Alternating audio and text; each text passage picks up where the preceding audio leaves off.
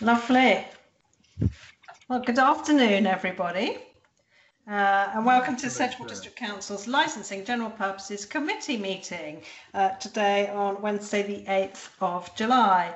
I'll now hand over to the committee manager, Steve Taylor. This meeting is being held under recent government regulations brought in to allow for remote meetings to take place and to allow for legislative decisions to be made. Hopefully those present will hear the meeting. However, in the event of a technical failure, the chairman will adjourn the meeting and set a new time to reinstate the meeting. Please note that the meeting is being recorded. All members of the committee should have their video on, but will remain muted until invited to speak. If you wish to attract the chairman's attention, please make use of the instant messaging function. All members of the press and public will remain muted unless they have registered to speak, and the chairman will let them know when they can make their representations. The format of the meeting will be as per the agenda published, and just a reminder, should you have a separate mobile phone, perhaps you could kindly switch it to mute or onto silent for the duration of the meeting. Thank you. Lovely. Thank you very much, Mr. Taylor.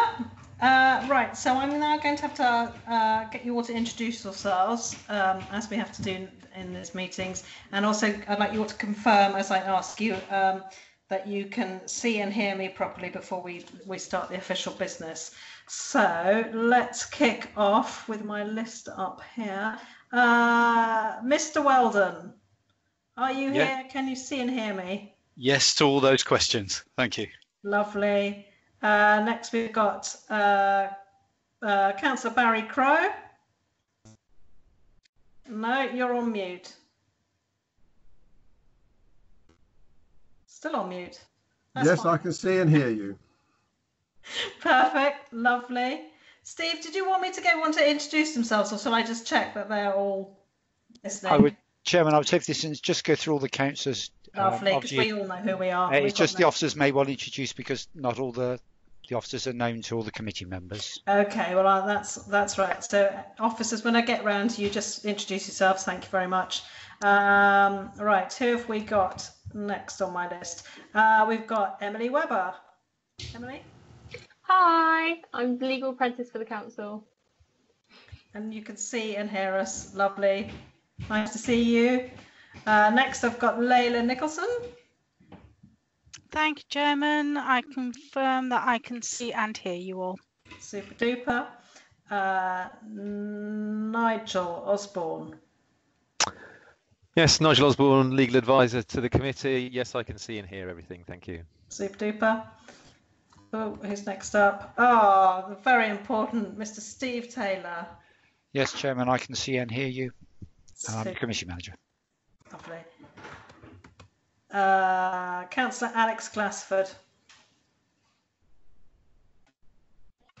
Good afternoon, Chairman. Yes, I can see and hear you clearly. Super. Thank you very much indeed. Councillor Anthony Betty. Good afternoon, Chairman. I can see and hear you clearly. Great afternoon. Thank you. Councillor Charlie Riches. Afternoon, Chair. I can see you and hear you. Thank you. Good. Councillor Julie Cordiner. Yep. Good afternoon, Chair. I can see and hear you okay.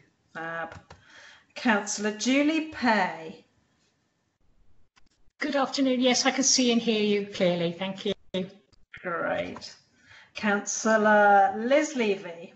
Yes, good afternoon. I can see and hear you. It's all going very well. Councillor Liz Perry.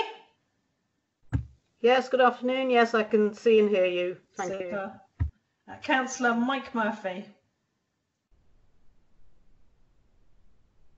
Good afternoon, Chair. Yes, I can see and hear you. Lovely. You're quite quiet, Mike. How do I make myself louder? Well, I don't know. It's probably fine. Is that better? Yeah, that's fine. That's better. Is that better? Well done. Lovely. Thank you. Councillor Sue Barber. Good afternoon, Chairman. Yes, I can see and hear everybody. Lovely. Councillor William Human.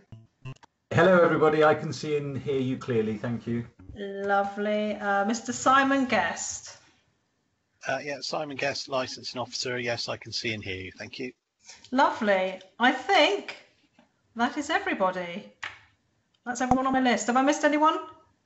No. No, that's all there, Chairman. Great.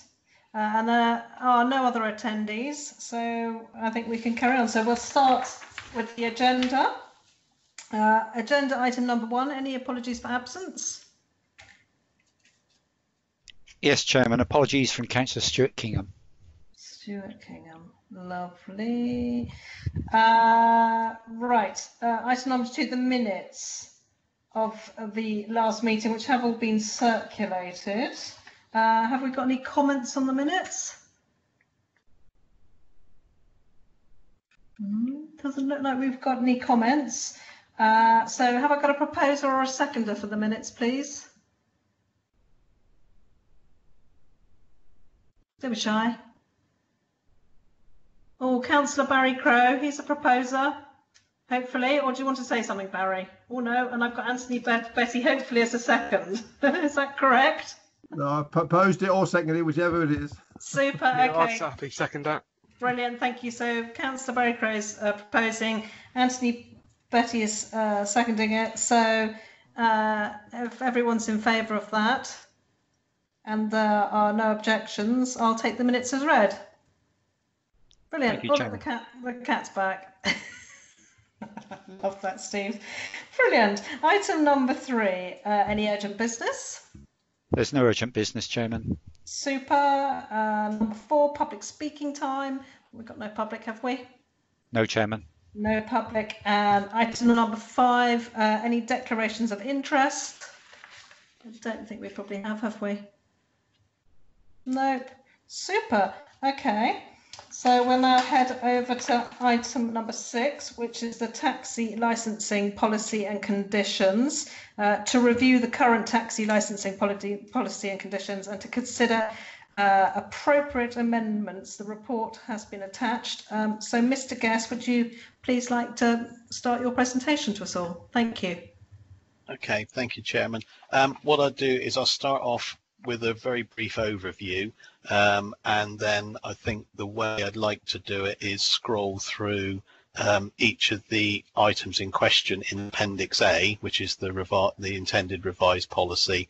Areas highlighted in red are things that have been added to the last policy, some of which we are already doing, but I will clarify those as we go along. And I think probably the best way is at the end of each section is stop for questions. Would you agree with that? Yeah, perfect, lovely, Yeah. thank you. Okay, so to start then, the purpose of today's committee is to present a full updated taxi licensing policy. Members may recall that over the last few years, proposed amendments to the policy have been presented to you in an ad hoc or as necessary fashion. These are normally due to changes in legislation, switch into digital processes, or even to simply plug gaps in the policy that we find as unusual situations arise. In 2019, a national public consultation began regarding reform of taxi legislation, much of which was still in place from the days of when taxis originated being a horse and cart. However, as a result of Brexit and more lately COVID-19, these reforms have come to a grinding halt. Some of these reforms were expected to include national legislation and conditions which could supersede our policy anyway. The latest update I've seen on this topic is that we're probably not going to now be fully reviewed until mid-2021 at the earliest. Therefore, in view of this, we've decided to conduct our own policy review and update now. We did plan to bring this before you in April early this year. However, COVID-19 at that time meant that was not possible. So in terms of the policy itself, previously members have put through changes which are then approved by full council. This time, as it is a full review, members can still propose amendments at this stage, but that amended policy will at first go out to full public consultation, much the same as we've done with our licensing and gambling policies, with comments then being brought back to committee for consideration. With regard to the proposed policy, in terms of research and comparison, I have reviewed the policies of all our bordering authorities. It was noticeable how much content was the same, even if worded slightly differently. I also took the opportunity of looking at what I considered to be some of the better ideas or matters that were not covered in our existing policy and have taken the opportunity to incorporate them into this document. Current policy and conditions are made up of several documents which, when examined in further detail, did contain quite a lot of duplication. For reference, these documents are attached in your pack as Appendix B, C, D and E. We've taken the opportunity at this time to merge them into one single document, removing much of the duplication, and the proposed policy is attached as Appendix A in your report. Amendments to the policy are in red, and I'll work through the document with you, outlining changes and perhaps some of the thought processes behind them. We did have a meeting pre-lockdown with representatives of the Taxi Trade Association to discuss the proposals, and today's policy incorporates some of their proposed changes or views that were discussed. So if I now refer you to Appendix A, page 5, if I start with the section in red, which is applications. As we have multiple types of taxi applications that can be made, namely driver, vehicle or operator, we felt it more appropriate to create a general overview in one section. And rather than give full details of the application process within the policy or supporting documentation, we felt it simply best to refer to checklists that will be detailed in the specific application form. Thereby, as and when processes, legislation or requirements change, it is simply a case of updating the application rather than referring back to committee for changes to policy. This is generally what we're already doing, but it is now detailed in the policy for clarity and transparency, which is a term I may use a few times this afternoon. The short middle paragraph in this section is the one aspect of the policy I didn't discuss with the Trade Association at our meeting. In the current climate, and if COVID has taught us anything, especially with officers working remotely, it's now become even more important to have methods of email and phone communication provided by drivers. So, for example, it is simply not practical in the current arrangement to have to commute to the workplace to maybe have to print off a letter, put it in the post for one driver who does not have email. The final paragraph relates to the term fit and proper. This is quite a long-standing term used to describe the suitability of any driver to hold a license. Last year, we adopted the Institute of Licensing Best Practice Guide, which forms Annex G of this document, Appendix A, as part of the policy. They have tried to modernise the term by rebranding it and calling it safe and suitable. This entry has been included in our policy to hopefully clarify that the use of either term would mean one and the same thing. So I would say if there are any questions regarding the entry on applications at this stage.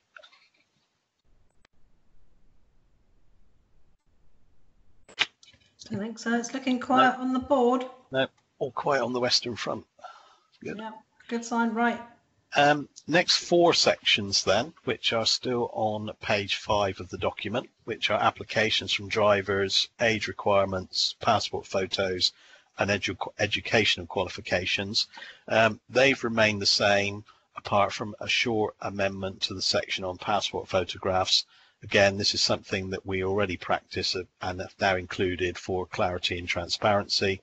And just for your information, one of the policies I did review managed to have an entry on passport photos that took up 2 pages.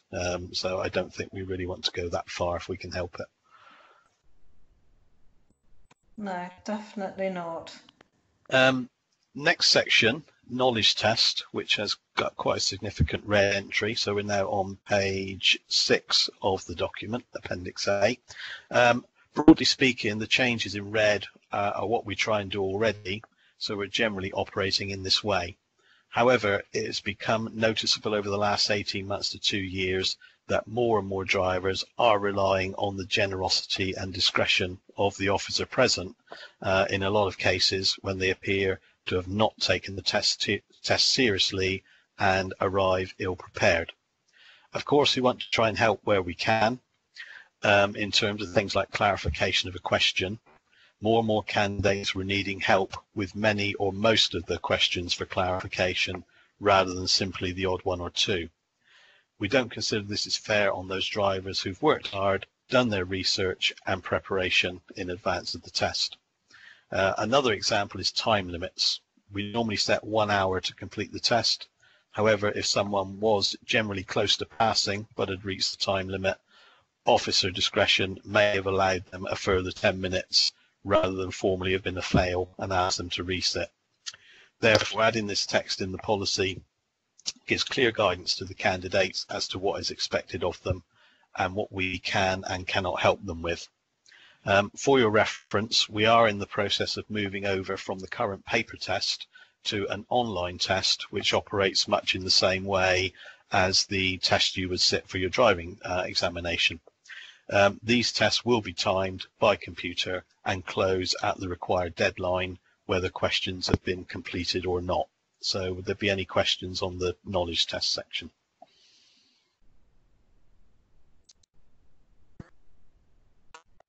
Oh, no, it's all going terribly well so far. I like this. This is going wonderful. Keep going, keep going. Yeah.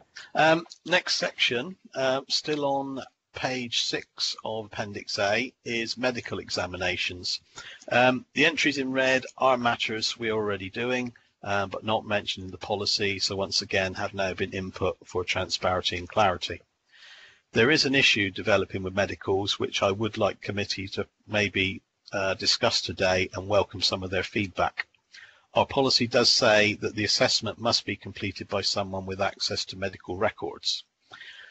This gives the driver greater flexibility compared to the policies of some councils who insist that the assessment is done by the GP only.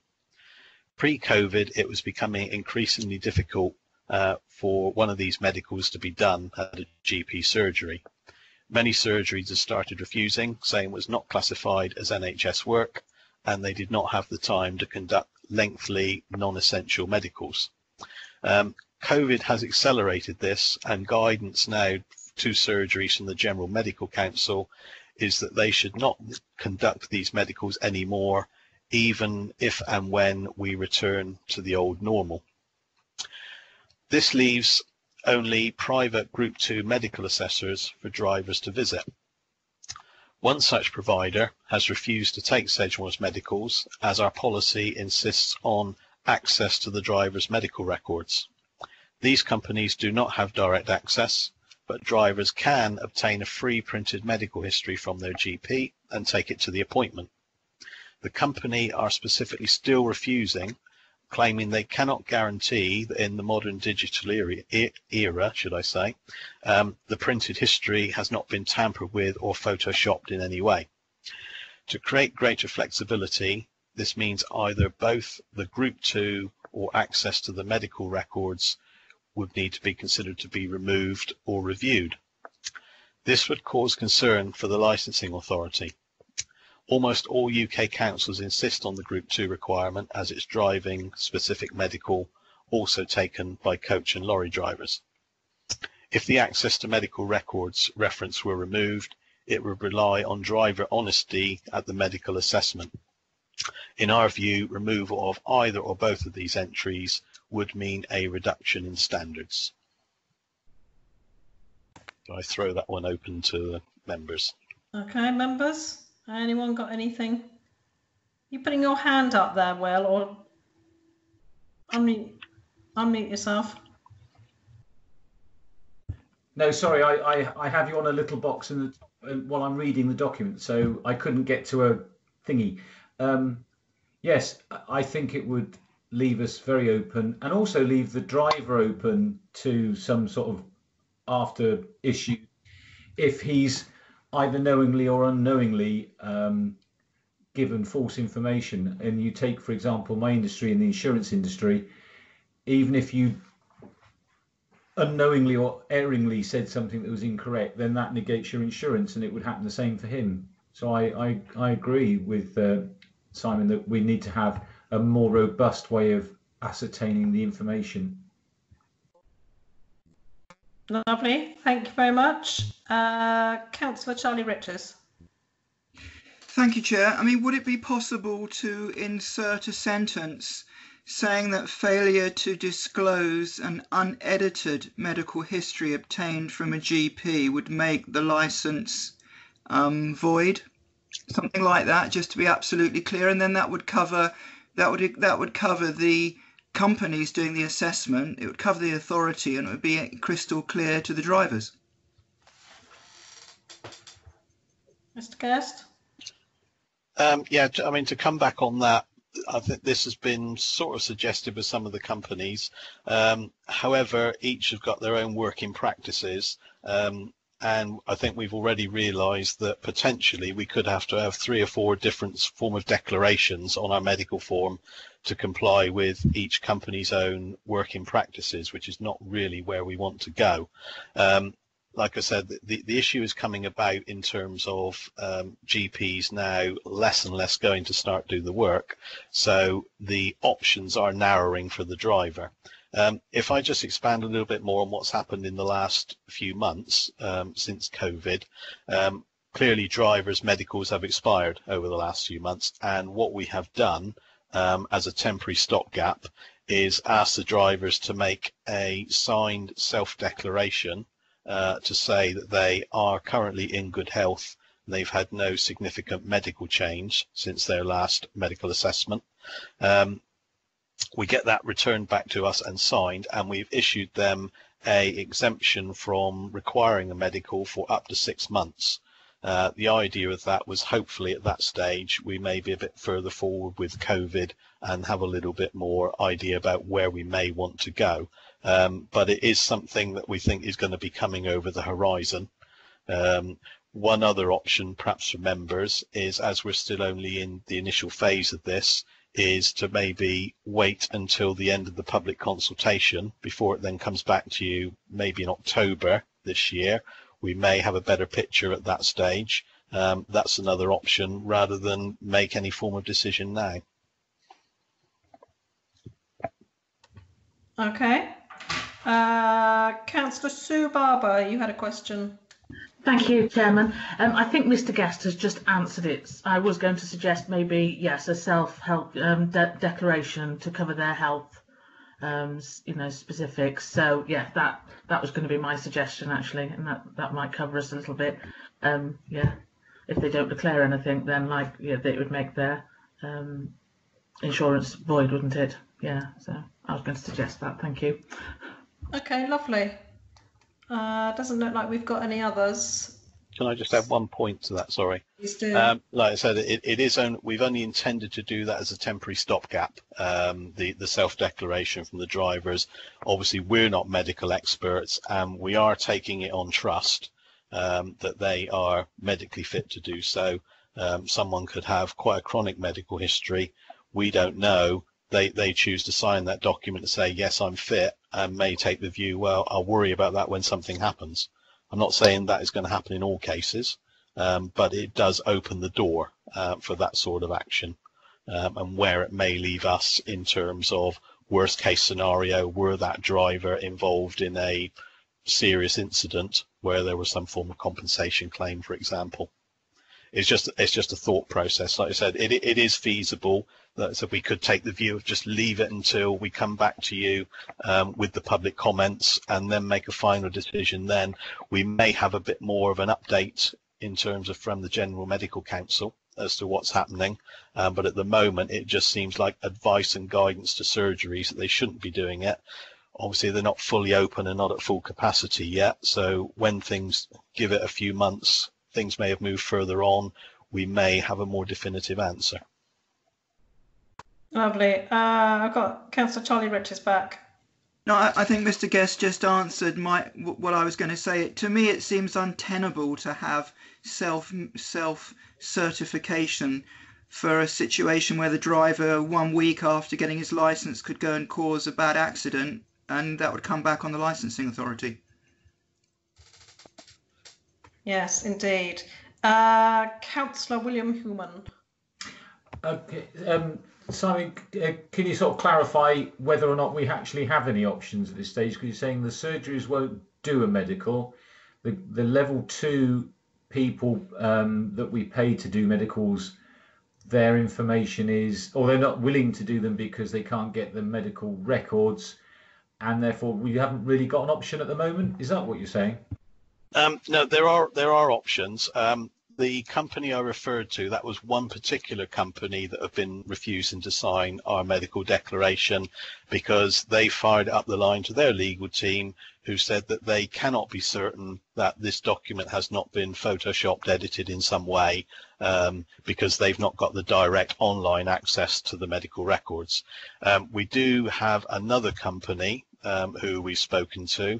They are aware of our policy, and they have been returning medicals to us quite freely on the basis that drivers are going to their GP first, getting a printed medical summary of themselves, taking it with them, and they are accepting that printed medical summary as satisfactory.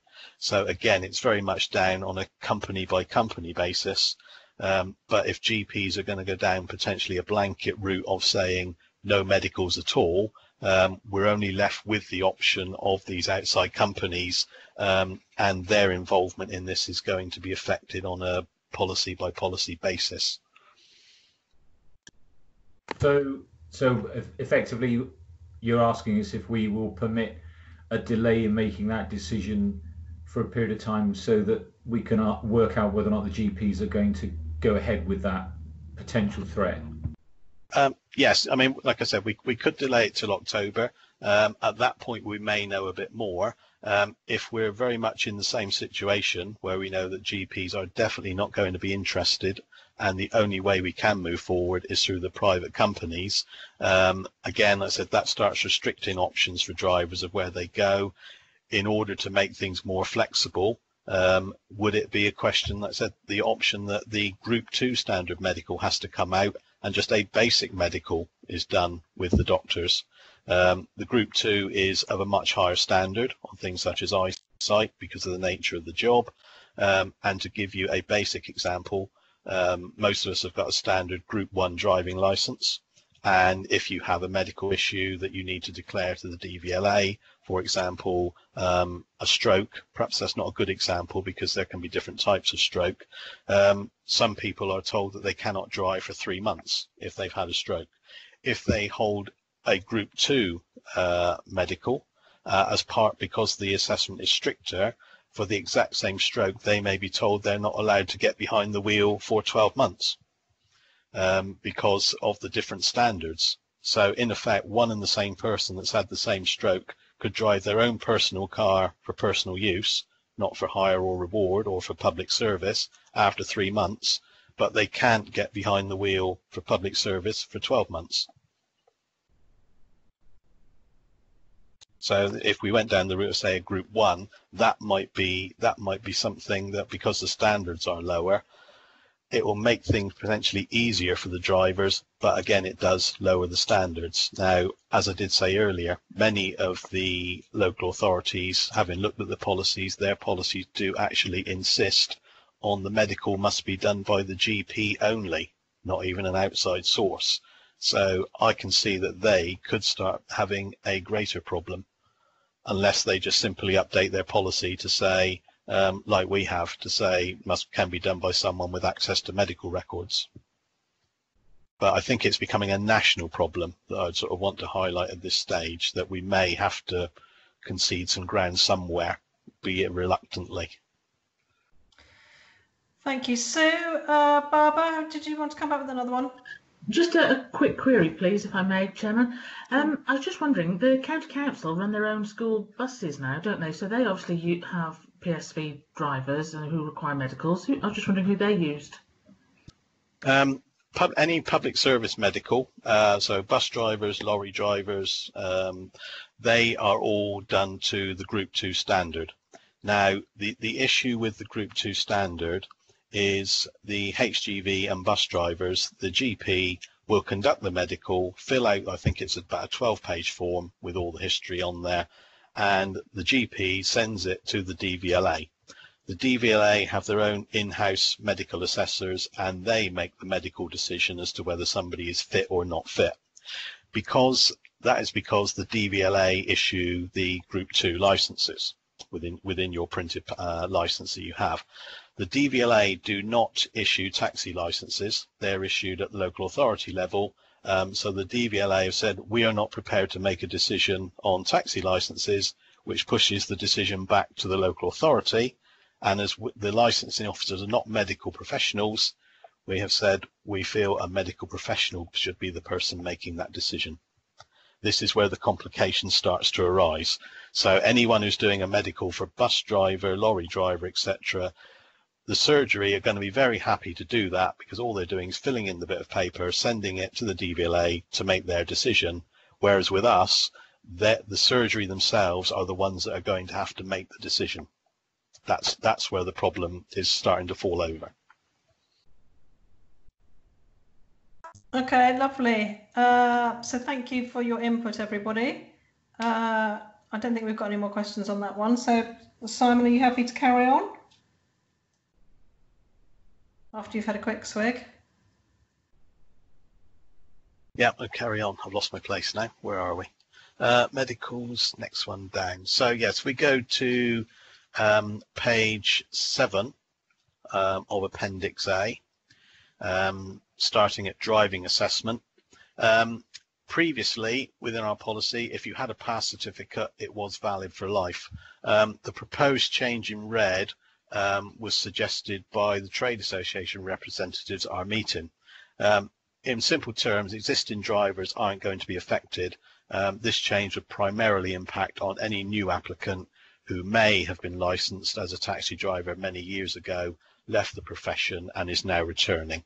So in effect, you could have, in theory, done your driving test 10-15 years ago, left the profession, come back now, and the way we've got it structured in there to say if that was more than 5 years ago, we're asking you to sit a fresh test to check your standards. Yeah, that makes sense. I haven't got any questions, I don't think. So crack on to safeguarding. Okay. Next one, safeguarding. We did previously have an entry regarding the non-completion of the refresher training, which simply, the way it was worded, meant that the existing license would not be renewed, even if it had 18 months to run, if you failed to attend or comply with the training sessions. We've updated the entry to have a little bit more instant impact for those with non-compliance.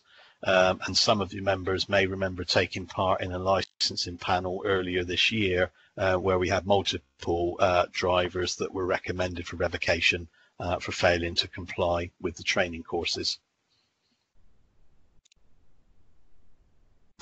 Yeah, we did indeed.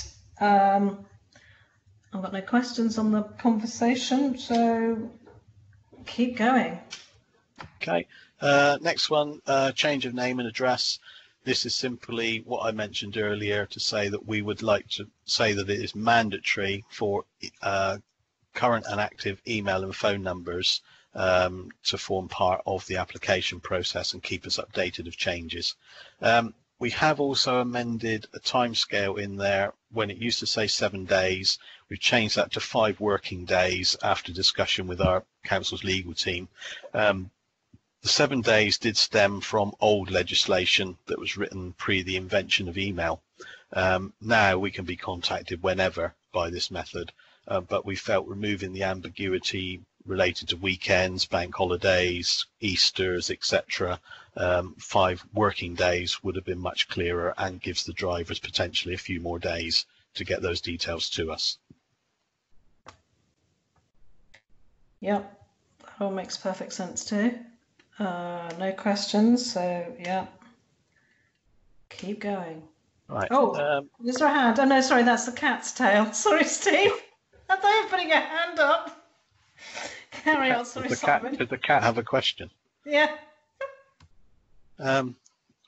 Next 2 entries we haven't changed. So if I now move to page 8, criminal convictions, the red entries are already processes that we have in place.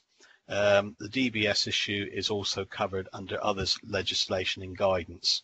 Again, we've just included this entry for clarity. So by way of example, in the 6 years I've been working in licensing, the issue of someone needing a certificate of good conduct has only come up twice. Now, as I said, to put it in simple terms, if you're an EU national coming to the UK, you need 5 years worth of address history as part of your DBS application. if you'd only moved here, say 18 months ago, and you've lived abroad, those other 3.5 years have to be accounted for. You would need to get a certificate of good conduct from your country's embassy in this country. That can be a lengthy process. They then go off to obviously the National Police database and get details. Part of the government consultation I mentioned earlier was suggesting that that could be extended to go the other way. So, for example, if you are a UK citizen and you've gone abroad, say, for example, working in Dubai for a year, for whatever reason, you then return to the UK. If you have had a period of time where you've been out of the UK, such as that, you would need to provide evidence from the country where you've been for the year that you have no convictions for that period of time. But again, that was part of the consultation process, and that's not something we've got in the policy yet. But that's just purely for reference, that that's how they may be looking at extending that type of inquiry.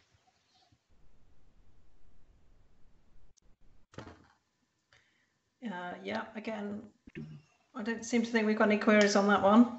No. Okay. Thank you.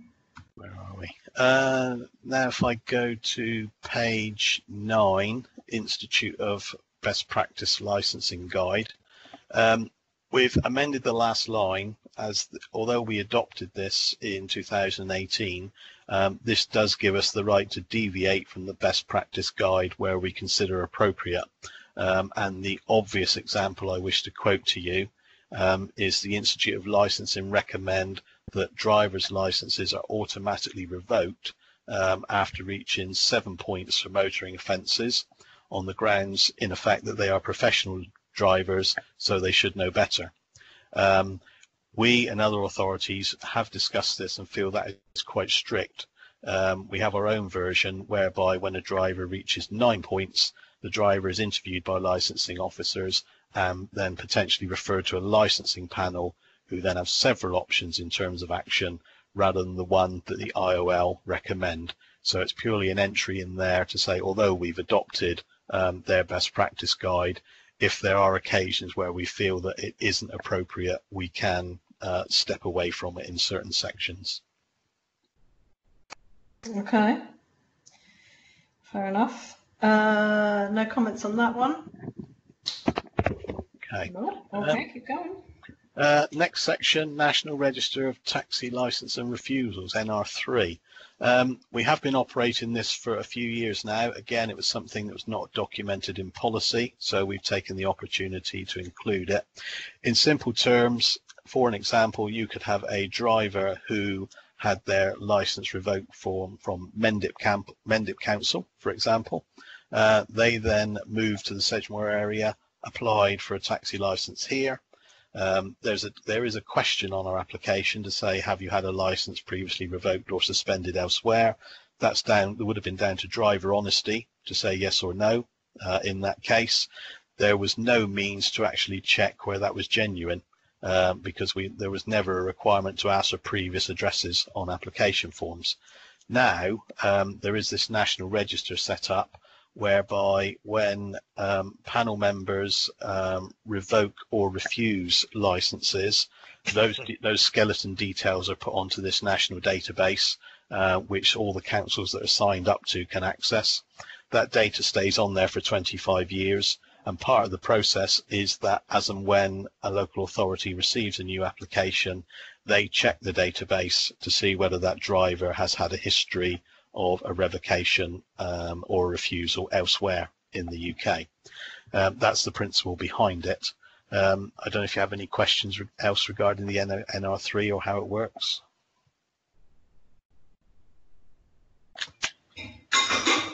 Oh, I've got background noise, sorry. No, it doesn't look like it. Okay. No. It's all going too well at the moment. No, don't jinx it. No. Just Next one, complaints, still on page 9. The action detailed in this section is the procedure that we generally have already been doing over the years. Again, it was something that wasn't documented, so we've included for clarity. We do consider that each case has to be judged on its own merits, the quality of the information, and the validity. So we might need to establish whether we think there's a malicious element to the complaint. So we don't want to be too prescriptive in terms of any formal process. But in effect, that is what we're already doing anyway. So unless anyone has any questions. Okay. Unnotified inspections, still on page 9. Again, this is something we're already doing, but it wasn't listed in the policy. Over the page to page 10, the entry on licensing committee and hearings. This is something that you'd all be aware of anyway, and this is how things operate. Again, it was something that was never detailed in the policy, so it's in there for clarity. Where are we? Next one down I'm going to is page 11, appeals, suspensions, revocations and refusals. Again, that is something that already happens, and that's what happens after any decision's been made at a licensing panel. That was something that wasn't detailed in the policy, so that's now been included. Next one down, fixing of fares. Once again, some of you may remember a fare increase committee about 18 months ago now, and this was the process we went through. Again, it was something that simply just wasn't documented in the policy. So any questions on any of those at this stage? Doesn't look like it. No. Okay. Taximeters and fare cards. The bottom bullet point has been put in red. Again, that is just to clarify that is what drivers should be doing anyway. That comes under basic taxi legislation, but it was interesting when I've been doing knowledge tests how many people didn't know the answer to that. So I think it was probably appropriate that we put that in so they had a point of reference to see it. Next section, disclaimer. The last line again has specifically been put in for clarity, confirming that any legislation changes will come into effect immediately when they are passed, and not from when we get the chance to amend the policy at the next available committee meeting. So now go on to Annex A, which is page 12. Before I start on that, I just want to make a general point, is that some of you that may have read through the policy may have noticed that throughout the vehicle section and the policy in general, there isn't a great deal of reference to any green incentives. So as part of the following consultation, one of the consultees will be Sedgemoor's in-house climate change team. Any incentives can only form part of any local or regional infrastructure policy regarding things such as charging points and their accessibility. This is something licensing would have no control over.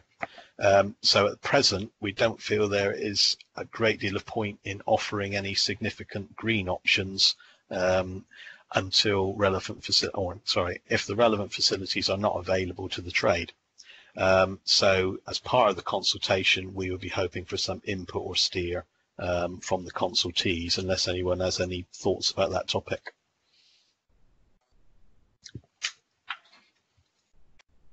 No? Okay. So inspection of vehicles, again, still on page 12. As a where are we? Yes, I've added or authorised equivalent in red in the first couple of lines to help future-proof the policy should things change. For example, at present, our in-house inspection depot has been closed since COVID lockdown. If the situation continues long-term, we may need to look at other alternatives, such as contracting local garages to undertake vehicle inspections. The entry I've put in regarding removal of plates, again, is something we do already, but luckily is something we've rarely had to do, so it's been included for clarity purposes. The remainder of the section regarding vehicle specification, we are specifically leaving untouched, as some of the more longer serving members may remember the continuous back and forth of this matter a couple of years ago.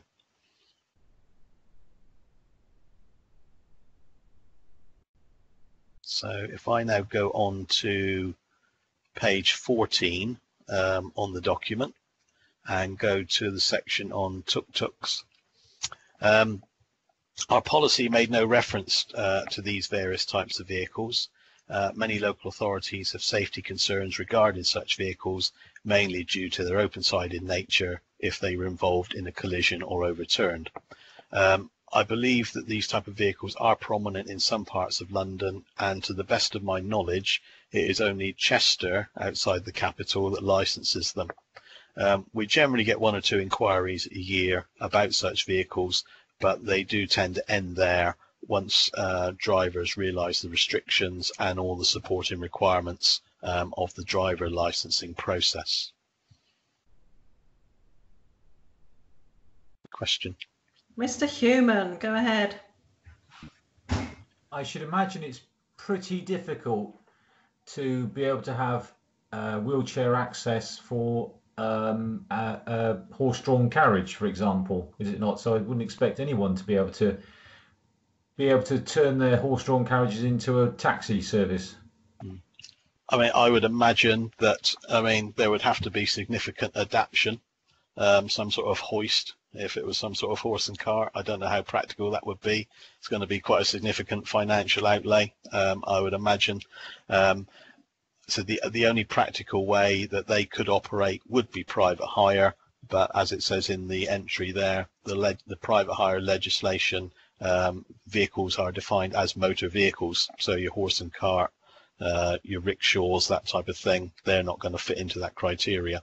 So with the current plating structure we have, they could only be plated as hackneys. All the non-disabled vehicles are already taken, so they would be allocated the next available number, which means such a vehicle would have to be wheelchair accessible, yes. So the way the policy is structured, it's virtually impossible for them to get a vehicle on unless they probably pay several £1,000s to get it updated and modified. Are you thinking of doing some moonlighting with the horses, Will? No, just an area of interest, also, seems a shame that we won't be seeing any tuk-tuks out on the roads around Bridgewater. We've got one in Webmore. There is a tuk-tuk in Webmore. There we are. Anyway, sorry, Simon. No other questions on that, anyone? No? Okay, onwards. Okay, next one, still on page 14 on vehicle license plates.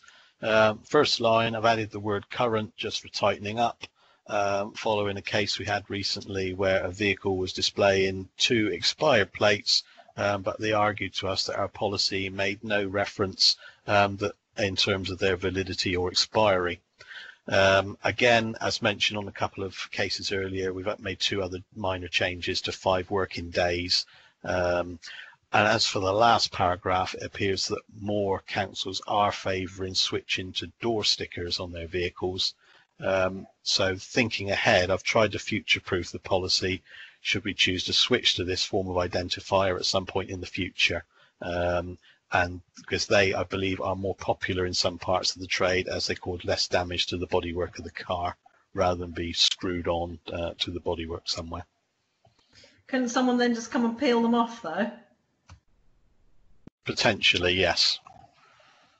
I don't know how well stuck on they are. They've probably got to come off reasonably easy, otherwise you'll take your paintwork off. Next thing you'll find people nicking them. Yeah. It's not something I've looked into too much at the moment, but I have noticed that a lot of councils seem to be wanting to switch to them. Maybe they're a cheaper option. Yeah, maybe. Okay, any questions on that one? No? Okay, so on to page 15, taxi ranks. The entry in red is covered in taxi legislation, but it was a concern during knowledge tests how many drivers didn't seem to know this, following complaints we were having that some drivers had on occasions been using taxi ranks for free parking while they go to do their shopping. Accidents and collisions. So I'm just losing my place here a little bit.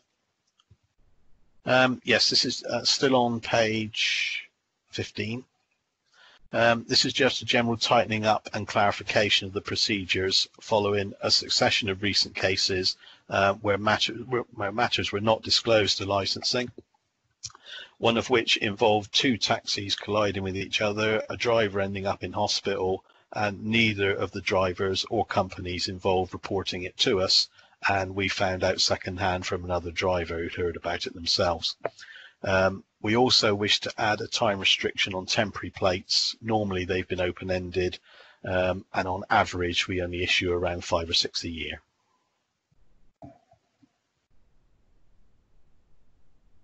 No questions? Okay. Dual licensing, again, this is covered under standard taxi legislation that applies throughout the UK, but several drivers and proprietors think they can or need to dual plate a vehicle, especially if a driver has both types of license. Therefore, the entry is included for clarity purposes. Transfers of ownership, again, these are quite rare. We only have 5 or 6 a year, but an expansion of the policy entry for clarity purposes. Next one, advertising, which perhaps is even more so of an issue now over the last few months, with drivers struggling financially. But we want to clarify that we did not see this as an appropriate way of moving the taxi trade forward, with several councils, and I'm referring mostly to city councils, considering the option of all taxis becoming the same colour for easy identification. So, for example, Bristol City Council have all blue taxis, as you may be aware.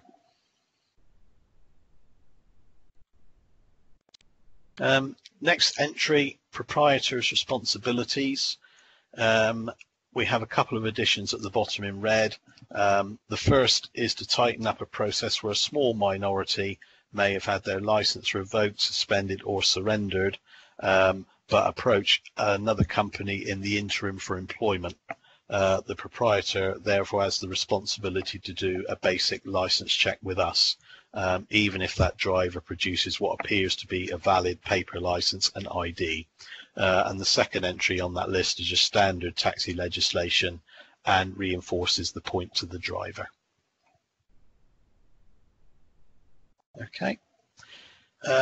Last entry on page 16 is CCTV. We've got a minor expansion there. We did have a lengthy debate about this at a committee a few years ago, when CCTV was first put in policy. Some councils do have pages and pages on this topic in their policy, mostly relating to mandatory installation and requirements. We're still of the opinion that it should remain optional at present. However, if companies are taking the safety of both their passengers and their drivers seriously, then I would hope there are only probably a limited number of vehicles that don't have some sort of system in place. As the numbers would potentially be increasing, we wanted to make it clear that responsibility for the data control lies fully with the business or vehicle owner and not the council. Otherwise, the council would have to have regular access to vehicles to verify recordings, how they are retained and destroyed, etc. The issue of sound recording also opens up numerous data protection issues, especially if audio of people's conversations is being recorded. Therefore, we feel this should be clarified further, as many systems operate a video-only option, but if a panic button is pressed, audio is recorded, which then becomes useful evidence in any serious case. I would ask committee, well, we've just got the entry just as CCTV in vehicles, if they would be happy to extend that to, say, CCTV in dash cams. Yes, I would imagine so. I've got thumbs up. Anybody who would object to that, speak, but if you all think that's a good idea, which it is. No, I think everyone's probably quite happy with that, Simon. Okay. So we go on to Annex B, which is page 17. We start a vehicle inspection. In effect, any professional licensed driver who takes their job seriously should be doing this as a matter of course, and the vast majority do. This has been put in to reinforce the point to drivers. Most single operators will always know the condition of their vehicle, so this entry would have most relevance to perhaps larger companies where drivers can often switch between vehicles as and when the need arises. And I've also added a clarification point: the lost property should be returned within a certain deadline. Driver's badges, the entry in red is something we're already doing, but has been included in the policy for clarity. Customer journey, further down on page 17, again, just to reiterate to drivers, they can work with passengers and do not have to blindly take the most direct route if they feel that they can help the customer experience in some way. If I go over the page now to page 18, down to passengers, many councils around the country have had this issue whereby drivers seem to feel that perhaps a baby or a small child being carried by the parent does not count as a passenger as it is not wearing a seatbelt. Feedback from drivers is that more and more customers seem to expect things like shopping being taken to the customer's door. This is why we've included as discretionary, depending on the customer, also included as confirmation that a driver should not enter a premises for their own protection against allegations. Yeah, very important points, those. Thank you. Carry on. Okay. Yeah, luggage, again, it just said about carrying luggage safely, and the description was too vague as our taxis come in different shapes and sizes. Therefore, we've now referred to either the boot or the storage area in that entry. Next one down in red is Equalities Act. This is not taxi legislation, but our policy made no reference to it. So for clarity, we've now included this so drivers know what is expected of them and any consequences of failing to comply. But just for members' reference, since I've been in the licensing department for 6 years, I'm not aware of any complaints regarding unfair treatment of disabled passengers. Good. Okay. Disability awareness, this is something other authorities' policies are now making reference to. There's no mandatory requirement to provide such training, but our initial thoughts are that we may be able to include something when we have our 3-yearly in-house annual safeguarding refresher training sessions, rather than drivers continuously attending places for training on multiple dates. Okay, and the last entry in this section on page 19, dress code. This has been a hot potato for many years, and to be honest, I think it always will be. Our conditions currently require drivers to be smart, clean and tidy, and if you ask 10 people to define what that term means, you probably get 10 different answers, as everyone has a different standard. Many councils have been updating their policies in the way that is highlighted today in Appendix A over the last few years, in order to specify what sort of things should be worn and what sort of things shouldn't be worn. Some will insist on a uniform, i.e. a branded polo shirt, for example. Most, however, have just gone with guidance as we've detailed here. And I said listing things are and are not acceptable, giving the driver an element of choice. The last line of that entry, I've specifically put in to say that if companies wanted to brand their products with their own name, i.e. hats, polo shirts, etc., we may choose to relax those restrictions, especially in the headwear area. Companies can, of course, be able to offset some of the costs of these materials, probably against their advertising costs and budgets. It's been suggested from some parts of the trade that licensing could and should provide branded clothing. Firstly, we haven't got a budget for this. Secondly, the only alternative to do so would be add the cost of the driver's fees. And thirdly, it's going to be a logistical challenge for us to order, store and distribute these to about 200 drivers on a 3-year basis in sufficient quantities. But for your reference, some companies are already using branded polo shirts for their employees, so I don't think it would be too much of a radical change if we went that way. So any comments about dress code in particular? Well, it's absolutely not up to us to provide a uniform. It's up to the blooming taxi companies to provide a uniform. Nice try. Anybody got anything about dress code? No? Okay. Thank you. This is going remarkably well.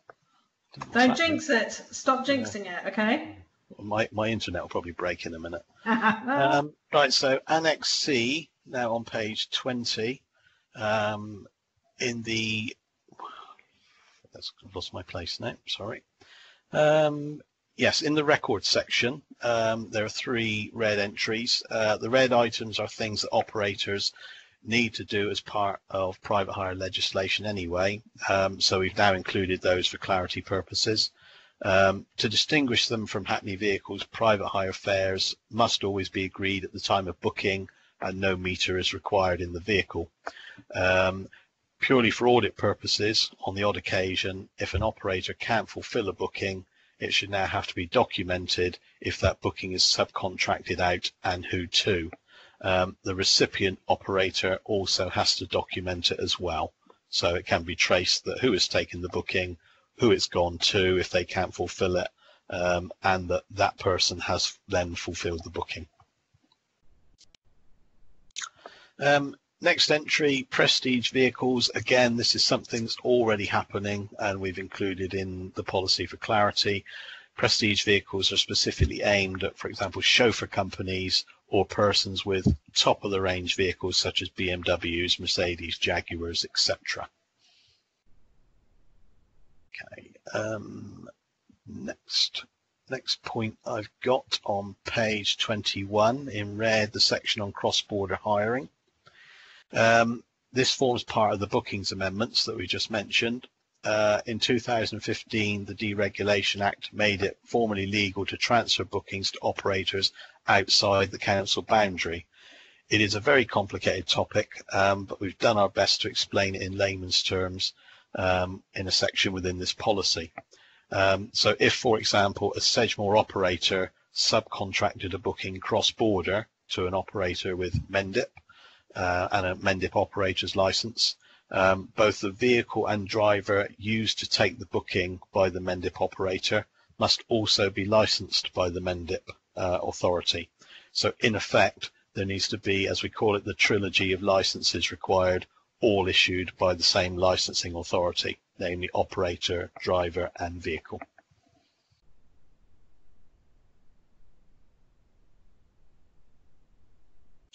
Okay, next section, page 22, Annex D. We've long had a system in place regarding points, and this is also used by several other authorities to give additional sanctions to members against drivers at licensing panels. The new entries are in red. Some existing points and categories have been removed as we consider they were not enforceable or quite simply out of date. Previously, each offence had a specific point score. Now we've classified each offence as having a maximum number of points, therefore giving members greater flexibility when having to make decisions regarding suitable sanctions. We've looked at some of our neighbours' policies, and the points details we've got there are broadly in alignment in terms of value, with 1 or 2 exceptions. The last entry on the list is quite important. Previously, this was always restricted to just 4 points only. We've now amended it to cover the full range of 1 to 12. We feel this is more helpful in a serious situation that arises that may not be covered in the policy or the penalty points scheme. Serious situation example, please. Oh, now you've got me. Or it could also be an additional thing. You could have various issues there that you've got. Let me try and find one. Try and look at something here.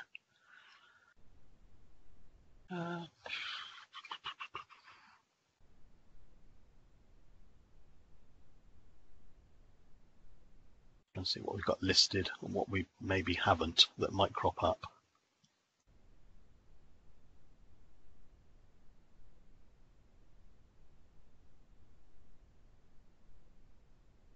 If I refer you perhaps to the fourth one down on the list, it's got verbal aggression or abuse of council employees public while on duty, 6 to 12. Potentially that we could say another one could be that could be abuse of a fellow driver, perhaps, that's not covered in the point scheme. So the vast majority are going to be abuse of perhaps us or the public, because the public may have an issue with them with where they've parked, for example.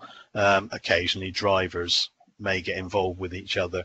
Normally that sort of thing might be for companies to resolve within their disciplinary policy, but if, for example, perhaps it happened on a taxi rank, you've got issues there where they're not necessarily abuse of the council employee or the public, it's just a fellow driver. I mean, the list wouldn't be exhaustive in terms of the penalty point scheme, but we think we've covered most of the probable options. I don't know if that was a very good explanation. I don't That's think fine, it was. no. But Just yeah, keeping you on your toes there. yeah, thank you very much. Yeah, that's all right. Okay. And last entry on page 23 and scrolling into 24, which is Annex E and F, amendments to policy. We've included this as an entry as we did find such a topic in a few of the other policies. This entry in effect details how to create a pocket guide and timeline of changes made to the policy and when.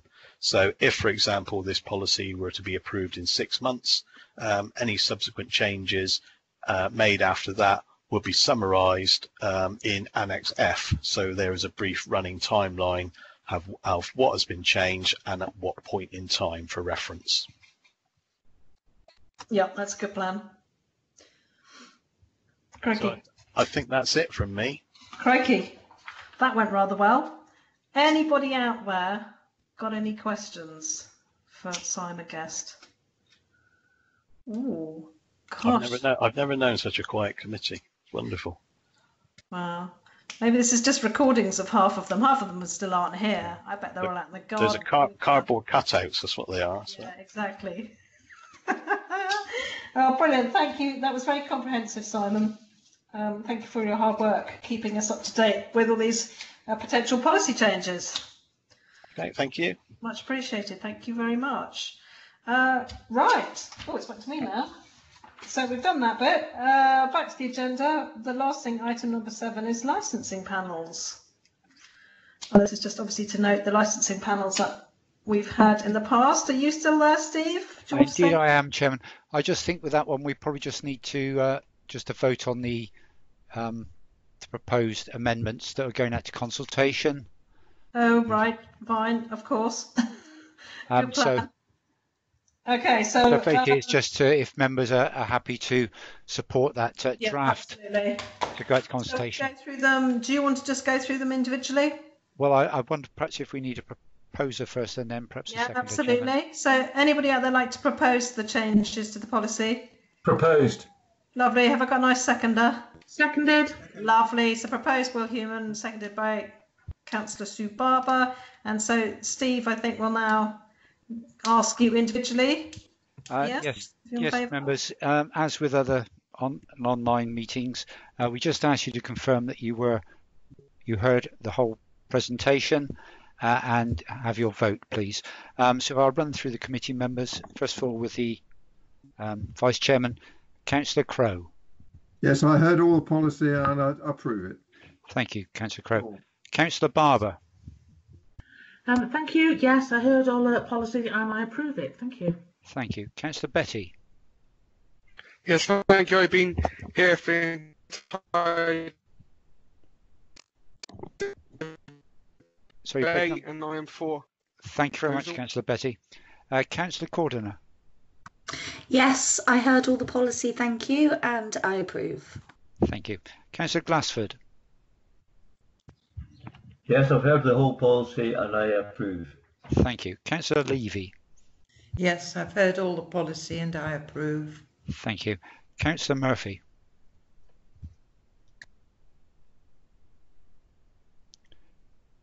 Councillor Murphy? I'll come back to Councillor Murphy. Councillor Pay. Am I working now?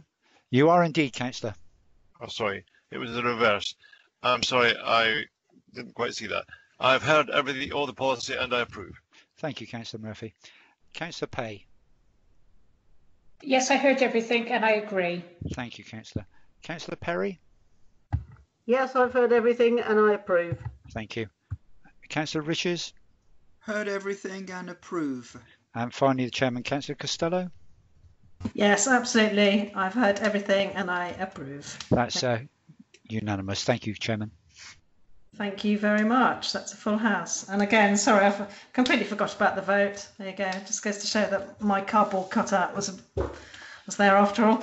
But again, yes, thank you all, our lovely licensing team, for all your hard work as ever. Much appreciated. Right, now we can go on to item number 7, which was the licensing panels of the past. Yes, Chairman. Just for members' interest, traditionally, well, going back a number of years, the licensing panels all were reported to the committee to be the minutes are formally approved. It was then resolved that it would be up to the chairman and to sign the minutes off, the chairman of the panel, because all the rest of the committee members wouldn't necessarily be on that panel. But part of that proviso was that all the panels were then reported back to the committee just for information. So today the report there is covering the 6 panels that we've actually held since the last meeting. Thank you, and it's just a note. Lovely, thank you very much. So that pretty much concludes our meeting for the day, I think.